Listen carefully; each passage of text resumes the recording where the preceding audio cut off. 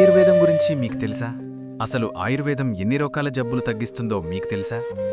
ఎక్కడా తగ్గని మొండి వ్యాధులను పెన్నేరుగడ్డ తగ్గిస్తుందని అనే విషయం ఎంతమందికి తెలుసు? సకల రోగాలకు దివ్య ఔషధం అశ్వగంధ. ఇది వాడితే ఎలాంటి ప్రమాదకరమైన జబ్బైనా తగ్గాల్సిందే. మరి దీని గురించి తెలుసుకుందామా? ఈరోజు ప్రపంచవ్యాప్తంగా రోజురోజుకు జీవనశైలి వల్ల వచ్చే వ్యాధులు రోజురోజుకు పెరిగిపోతున్నాయి. మధుమేహం, డయాబెటీస్, రక్తపోటు, బీపీ, క్యాన్సర్, కిడ్నీ వ్యాధులు మనల్ని పెనుభూతంలాగా ఆవరిస్తున్నాయి. దాదాపు చాలా రోగాలకు నేటి వైద్యంలో తాత్కాలిక ఉపశమనం తప్ప చికిత్స లేదు. ప్రపంచవ్యాప్తంగా ఆయుర్వేదం మళ్లీ కొత్త చిగుర్లు వేస్తోంది. ప్రజలు ఈ వైద్యం కావాలని కోరుకుంటున్నారు. 30 సంవత్సరాల విశిష్ట అనుభవంతో మీకు ధైర్యం, భరోసా ఇస్తున్న ఆయుర్వేదంలో క్యాన్సర్పై పనిచేసే ఔషధాలు కూడా ఉన్నాయి.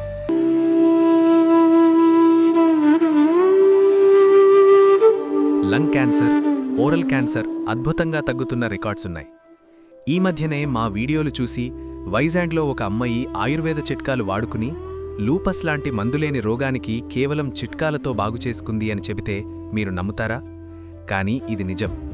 దీని బట్టి మీకు తెలిసేదేంటంటే, అనుభవజ్ఞులైన వైద్యులు అనుభవంతో చెప్పిన విషయాలు ఈ రకంగా పనిచేస్తాయి. 4 ఆకులు నమలండి, 4 గింజలు నమలండి అని సోషల్ మీడియాలో చెప్పేవారెవ్వరూ నిజమైన వైద్యులు కారు.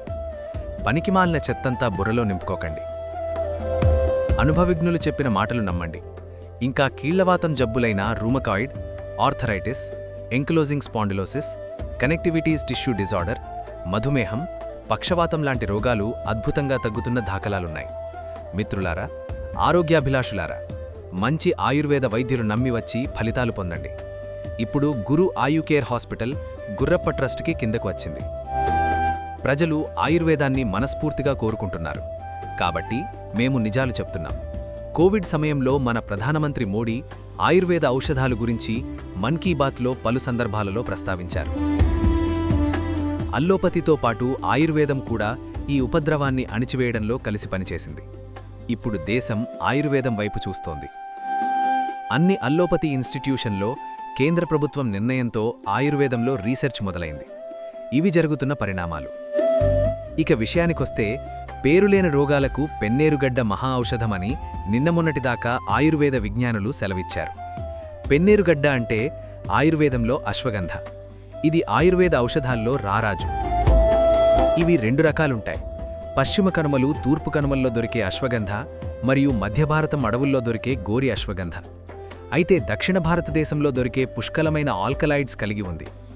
తెల్ల రక్త కణాలు పెరగడంలో, అవి సమర్థవంతంగా పనిచేయడంలో, క్యాన్సర్ను తగ్గించడంలో, రేడియేషన్ దుష్ప్రభావాలకు తగ్గించడంలో చాలా గొప్పగా పనిచేస్తుంది.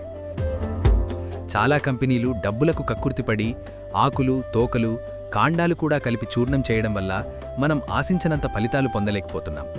అందుకే బయట దొరికే ఇలాంటి మందులు నిస్సారంగా ఉంటాయి. జ్వరాలు, కీళ్ల నొప్పులు, కీళ్లవాతం, డయాబెటిక్ రెటినోపతి, డయాబెటిక్ న్యూరోపతిలో కూడా అద్భుతంగా పనిచేస్తుంది. మీరు క్వాలిటీ కలిగిన మూలికలు కొని మంచి అశ్వగంధను కడిగి ఎండబెట్టి, ఎండిన తర్వాత చూర్ణం చేసి కండచక్కెర వేసుకుని ఒక గాజు సీసాలో భద్రపరుచుకోవాలి.